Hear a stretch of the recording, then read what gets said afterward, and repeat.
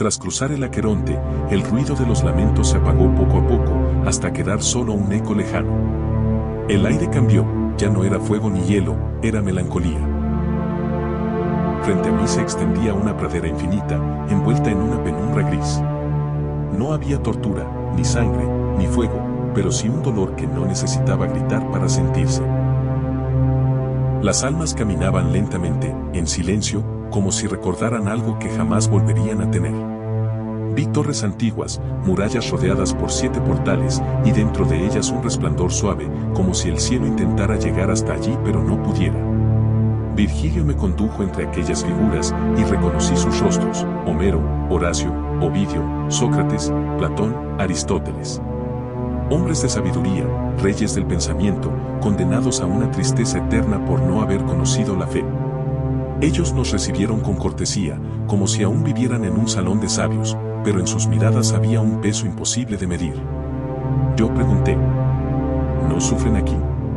Y Virgilio respondió: sufren sin fuego ni látigo, pero su castigo es más cruel, vivir eternamente con el deseo de ver la luz de Dios, sabiendo que jamás lo lograrán.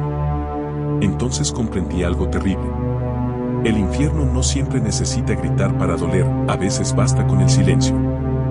Descendimos por un camino estrecho, y el aire empezó a rugir como un animal salvaje. Un viento huracanado se levantó desde las profundidades, rugiendo con la furia de 1000 tormentas. Aquel no era un simple viento, era el aliento ardiente del deseo humano, convertido en castigo eterno. Frente a nosotros apareció Minos, el juez del infierno. Su cuerpo era mitad hombre, mitad bestia, su cola de serpiente se enroscaba en su cintura como si contara los pecados de cada alma. Con voz áspera y profunda dijo: ningún alma pasa sin mi juicio. Cada giro de mi cola indica el círculo que os corresponde. Virgilio levantó su mano con autoridad divina, y el monstruo retrocedió, dejando paso con un rugido que hizo vibrar las piedras. Apenas dimos un paso más, el viento nos envolvió por completo. En medio del huracán giraban miles de cuerpos desnudos, arrojados de un lado a otro, sin descanso, sin control. Sus gritos se confundían con el rugido del aire.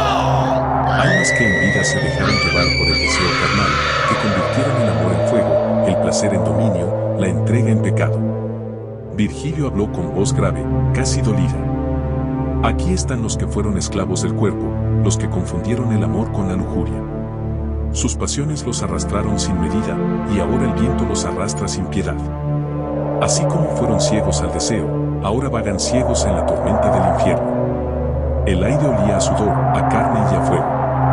Era el eco de todos los deseos humanos, gritando eternamente sin poder satisfacerse jamás.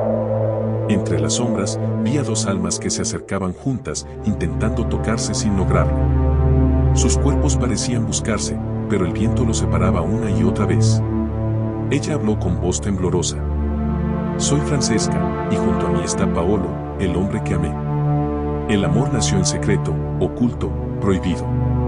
Nos dejamos llevar por el deseo, por la carne, y en un solo beso perdimos el alma. Su voz temblaba, pero no de frío, sino de deseo que aún ardía en su condena. Por el placer de un instante, pagamos con la eternidad, dijo. El viento rugió con más fuerza, levantando sus cuerpos, y ambos fueron tragados por la oscuridad, devorados por el torbellino del deseo que nunca termina. Yo quedé inmóvil, temblando, con el corazón oprimido. Comprendí entonces que la lujuria no es amor. Es el fuego que consume, el apetito que nunca se sacia, el veneno disfrazado de pasión. Y mientras miraba el abismo, una voz interior me dijo: Dante, el infierno comienza cuando el cuerpo manda y el alma obedece. Apenas dejamos atrás el rugido de los vientos de la lujuria, el aire comenzó a cambiar. Era más denso, más podrido. El suelo se volvió oscuro, húmedo, pegajoso. De pronto, de la arriba cayó la primera gota, y luego otra, y otra más. No era agua. Era una lluvia helada, espesa, mezclada con fango y pestilencia. Una tormenta eterna de inmundicia que jamás se detiene. Virgilio me miró y dijo: Hemos llegado al tercer círculo, el círculo de los glotones. Avanzamos entre la penumbra, y el suelo parecía respirar. Bajo mis pies, las almas se retorcían, revolcándose en el barro como bestias. Gritaban, gruñían, devoraban el lodo para volver a vomitarlo. El hedor era insoportable. Era el olor del exceso, del abuso, del deseo sin límite. El cielo sobre ellos no era cielo, sino una masa negra de nubes pestilentes que arrojaban su miseria sin cesar. Cada gota que caía sobre ellos quemaba como ácido. Las almas no podían levantarse. Sus cuerpos estaban deformes, hinchados, cubiertos de heridas. Eran sombras que en vida se saciaron sin pensar en el hambre de los demás. Y entonces, un rugido retumbó en la oscuridad. De entre el barro surgió una criatura monstruosa, Cerbero, el perro infernal. 3 cabezas, 3 bocas hambrientas, 3 gargantas que rugían al unísono. Sus ojos eran brasas, su aliento apestaba a carne podrida. Cada vez que una de sus bocas abría sus fauces, un coro de gritos se mezclaba con el trueno. Cerbero se lanzaba sobre los condenados, los desgarraba con sus garras, los mordía con furia y los devoraba, solo para vomitarlos y volver a hacerlo una y otra vez. Sus aullidos eran tan feroces que hacían temblar el aire. Una de las almas intentó arrastrarse hacia mí. Su rostro estaba cubierto de barro, pero aún podía distinguir un destello humano en sus ojos. «Por piedad», murmuró. «En vida solo quise disfrutar, solo quise un poco más». Antes de que pudiera decir algo más, Cerbero lo atrapó y lo hundió en el lodo, despedazándolo como un juguete roto. Yo retrocedí, con el alma encogida. Virgilio, sin miedo, tomó un puñado de tierra y lo arrojó a las fauces del monstruo. Por un instante, Cerbero se detuvo, tragando la suciedad con rabia, y nos dejó pasar. «Estos son los que vivieron para comer y beber», me explicó Virgilio. «Los que adoraron el placer del cuerpo más que al Creador. Por su exceso, ahora son alimento de su propio apetito». Miré alrededor. El barro se mezclaba con vómito, sangre y lágrimas.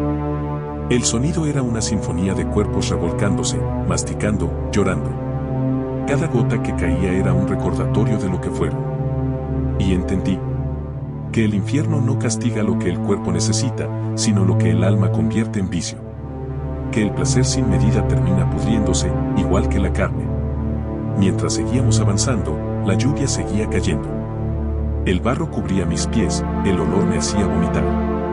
Y entre los truenos y los rugidos, escuché la voz de Virgilio. «Aún te queda mucho por ver, Dante. Esto es solo el principio. Más abajo, el alma ya no solo se ensucia. Allí, se corrompe.